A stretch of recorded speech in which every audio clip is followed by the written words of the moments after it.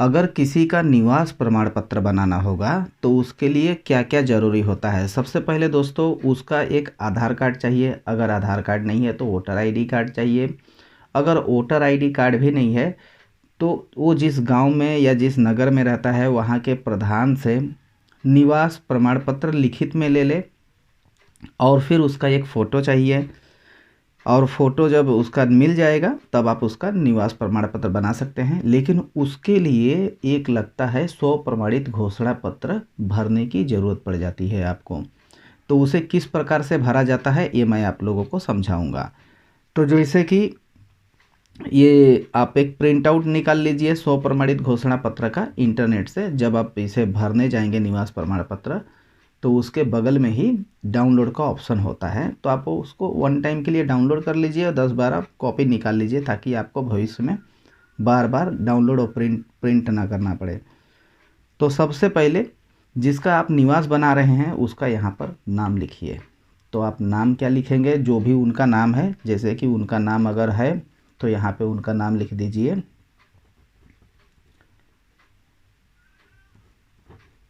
रोहित, ठीक है। वो किसके पुत्र हैं या पुत्री हैं या पति हैं, जो भी हैं, तो अगर वो किसी के पुत्र हैं तो यहाँ पे उन टिक कर दीजिए। उनके पिता का नाम लिख दीजिए, उनके पिताजी का नाम आप यहाँ पे लिख दीजिए। यहाँ पे आप लिख दीजिए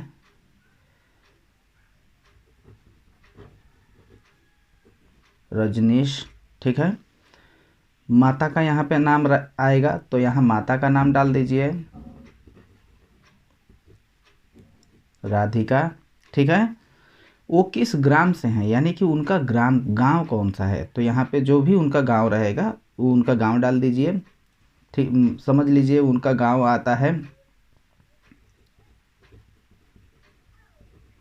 रौनकपुर, ठीक है। उनका पोस्ट, जो उनका पोस्ट है, अगर उनका कोई पोस्ट है तो ये उनका पोस्ट, तो उनका पोस्ट है रौनकपुर। ये बड़ा सिटी है इसलिए उनका पोस्ट भी यही है। अगर कोई छोटा मोटा गांव रहता तो उसका पोस्ट हो सकता है कुछ अलग रहता। तो सॉरी, उनका थाना कौन सा है, तो थाना भी उनका रौनकपुर ही है, ठीक है, क्योंकि ये एक शहर है। तहसील उनका कौन सा है, तो जो तहसील, थाना तहसील जो रहता है वो तहसील जो आप रहेगा वहाँ पे लिख दीजिए तहसील। तो तहसील कौन सा है, तो उनका तहसील लिखिए पूर्णिया, ठीक है। ज़िला कौन सा है, तो यहाँ पर आप उनका ज़िला लिख दीजिए। तो यहाँ पे आपका ज़िला आ जाएगा इटावा, ठीक है। तो दोस्तों आप इतना भर लिए, बाकी का ये मत भरिए क्योंकि ये दूसरे के लिए होता है, ठीक है। और यहाँ पर उनका स्थान आएगा, किस स्थान से वो भर रहे हैं, तो यहाँ पर आ जाएगा जो भी जिस स्थान से वो भर रहे होंगे उनका गांव का नाम, तो रौनकपुर, ठीक है। किस दिन ये भरा जा रहा है, तो समझ लीजिए उनका डाल दीजिए 15/2/2022, ठीक है। जिनका बन रहा है वहाँ पर उनका यहाँ पे हस्ताक्षर यानी कि सिग्नेचर यहाँ पे लगेगा, तो उनका सिग्नेचर ले लीजिए। उनका जो भी सिग्नेचर रहेगा वो अपना सिग्नेचर कर देंगे यहाँ पे, ठीक है। आवेदक, आवेदिका के नाम, अगर वो पुरुष है तो आवेदक में आएगा, आवेदिका है तो स्त्री में आएगा। तो समझिए यहाँ पे जो उनका नाम लिखना होगा, जो सिग्नेचर कर रहे हैं वही अपना नाम लिख देंगे, राजीव सॉरी रजनीश नाम है, सॉरी रोहित नाम है, रोहित, ठीक है। तो ये रोहित का सिग्नेचर हो गया, ये रोहित का नाम हो गया, ठीक है। उसके बाद हम ये क्या भर रहे हैं, तो यहाँ पे वो टिक होना चाहिए, जैसे जाति आय जो भी है, तो ये निवास भर रहे हैं तो यहाँ निवास पे आप टिक लगा दीजिए। ठीक है, टिक लगा दीजिए और इसके बाद ये आपका 100 प्रमाणित पत्र घोषणा पत्र भर के हो गया। आप इसे अपलोड कर दीजिए और ये पूरी तरह से शुद्ध है, परफेक्ट है। तो दोस्तों इस प्रकार से हम 100 प्रमाणित पत्र घोषणा पत्र भरते हैं, जिसके लिए आधार कार्ड, वोटर आईडी कार्ड और या फिर प्रधान से लिखित लेना होता है और ये बन के रेडी हो जाता है।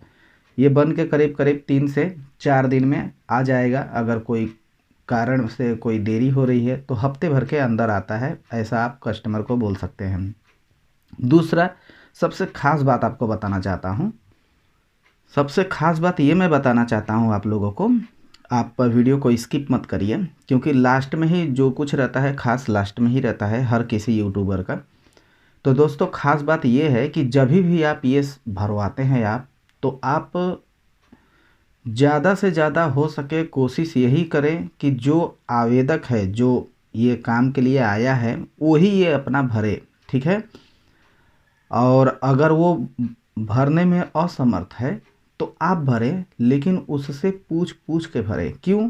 क्योंकि समझ लीजिए ये मैंने रोहित लिखा है और रोहित में हो सकता है ये जो मात्रा जो है ये इधर करना होकर के इधर का रहेगा, तो आय अगर इधर का रहा तो आय, या फिर उधर का रहा तो डबल ई, इस प्रकार का गलतियां हो जाता है। और जो आवेदक होता है ये जब भर के आपके पास आएगा और जब आप उसे सब देंगे और पैसे लेने की बात आएगा तो वो बोलेगा कि नहीं नहीं ये तो गलत है, यहाँ पे आय चाहिए था, आपने डबल ई कर दिया है।